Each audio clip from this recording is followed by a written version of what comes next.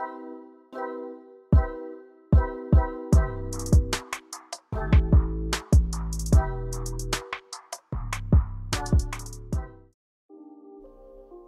Piastri akhirnya menjadi pembalap yang memutus tren pembalap yang raih pole position akan raih kemenangan juga di musim ini.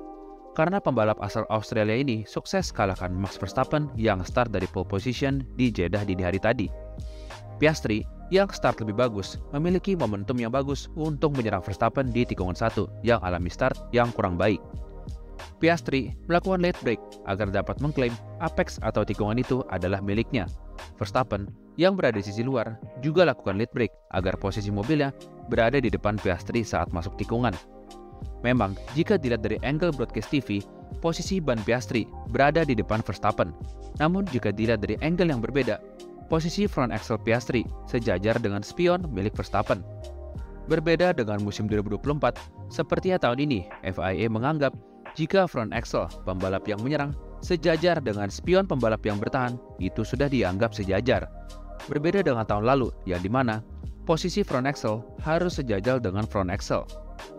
Dasar hukuman dari FIA adalah tikungan milik Piastri, dan Verstappen memotong tikungan tersebut dan mengambil keuntungan dengan memperlebar jarak ke Piastri lewat manuver memotong trek tersebut. Penalti ini seharusnya diberikan 10 detik, namun karena kacaunya lap pembuka ini, maka penalti ini hanya diberikan 5 detik. Sebenarnya ini adalah ciri khas Verstappen sejak dulu, yang dimana lakukan late break untuk mengklaim tikungan tersebut adalah miliknya. Namun beberapa media, termasuk Verstappen, mengatakan jika ada perubahan untuk peraturan overtake di 2025 yang tidak dipublikasikan oleh FIA, yang mana jika ini terjadi di 2024, hal ini tidak akan terjadi penalti karena Piastri adalah pembalap yang menyerang dan posisinya sejajar saat itu. Maka dari itu, Piastri wajib untuk memberikan ruang ke Verstappen untuk membelok, yang dimana tidak dilakukannya. Dan Verstappen tidak akan dipenalti saat itu, karena ia tidak diberi ruang untuk berada di trek, dan ia adalah pembalap yang bertahan di posisi itu. Namun karena ada perubahan aturan inilah yang mendasari penalti yang diberikan ke Verstappen. Kalau kalian mau pembahasan lebih detailnya, kalian bisa komen di bawah, nanti akan kami buatkan video secara terpisah. Terlepas dari itu semua, Piastri masih menunjukkan jika ia adalah pembalap yang akan deliver jika dibutuhkan oleh tim. Meski ia tidak bisa mendekat ke Verstappen di stint pertamanya karena faktor dirty air, namun McLaren mengambil inisiatif untuk undercut ke Verstappen dan memprioritaskan clean air untuk Piastri. Di stint keduanya, meski gap Verstappen tarik ulur seperti yoyo, namun Piastri masih dapat mengontrol balapannya dengan baik dan raih kemenangan di balapan kemarin dan ambil alih pimpinan klasemen dari Lando Norris. Sementara Lando Norris lagi-lagi tidak bisa memaksimalkan perolehan poin yang ada dengan lakukan kesalahan saat kualifikasi, yang dimana pembalap asal Inggris tersebut melakukan overdrive sehingga membuatnya oversteer lalu bottoming di curb tikungan 4. Saat balapan juga eksekusi menyalipnya kurang rapi dengan 2 kali di outplay oleh Hamilton dengan membiarkan Norris lewat dan menyalip kembali dengan DRS. Ia pun perlu 3 lap untuk menyalip Hamilton, yang dimana ia jatuh di lubang yang sama sebanyak 2 kali. Dari situ praktis, posisi 3 atau posisi 4 adalah raihan terbaik di balapan kemarin. Melihat pace Leclerc juga sangat cepat di stint terakhirnya. Norris pun harus puas finish di posisi keempat di balapan dini hari tadi.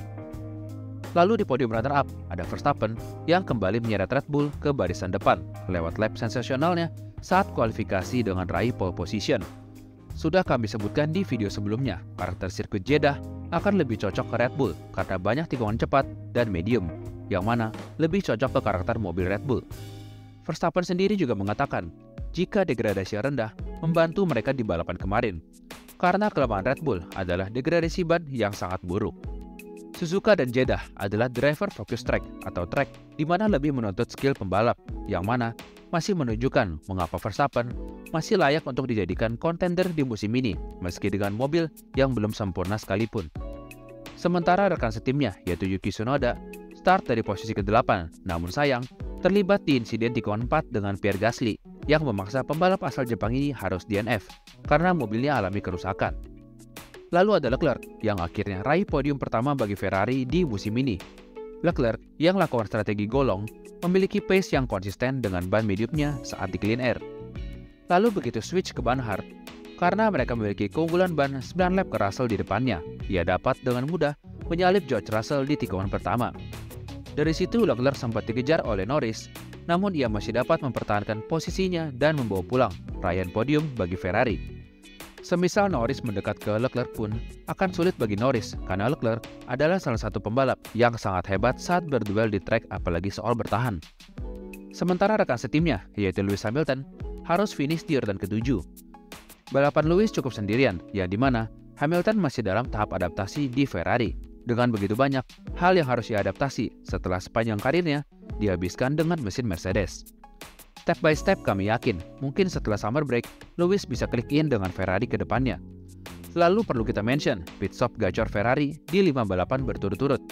Kali ini 2,0 detik saat pit stop Leclerc, dan 2,1 detik saat pit stop Hamilton.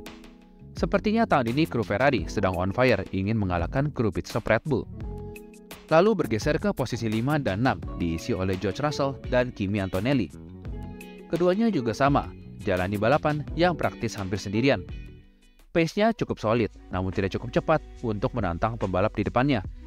Posisi 5 dan 6 adalah hasil terbaik bagi dua Mercedes di Jeddah semalam. Lalu di posisi 8 dan 9 diisi oleh dua Williams yang koleksi double point di Jeddah. Pace Williams terutama Carlos Sainz sejak F1 sudah cukup oke, dengan ia sangat nyaman di tikungan cepat Jeddah ini. Di akhir balapan mereka kembali bekerja sebagai tim dengan bermain di area strain untuk membantu Albon membendung serangan hajar yang bannya sangat fresh. Ini adalah ide dari Carlos Sainz yang memberikan arahan untuk melakukan di area strain untuk mempermudah Albon dalam bertahan dan mengunci posisi 8 dan 9 bagi Williams. Hajar sendiri mengatakan jika mereka bukan setim, maka ia sudah pasti akan raih posisi ke-8 dengan mudah karena keunggulan usia ban. Memang frustasi, tapi apa boleh buat. Hajar sendiri pace-nya sangat solid di balapan kemarin dan mampu finish di urutan ke-10 dan tambah koleksi 1 poin bagi Racing Bulls. Itulah keseruan balapan di Jeddah semalam. Lagi-lagi, Dirty Air masih menjadi hal yang serius di tahun ini karena efek Dirty Air semakin besar yang dikeluhkan salah satunya oleh Piastri di balapan kemarin. So, apa momen favorit kalian? Dan apakah Verstappen layak di penalti di balapan dini hari tadi? Tulis pendapat kalian di kolom komentar dan jangan lupa untuk like dan subscribe untuk konten F1 lainnya. Ciao!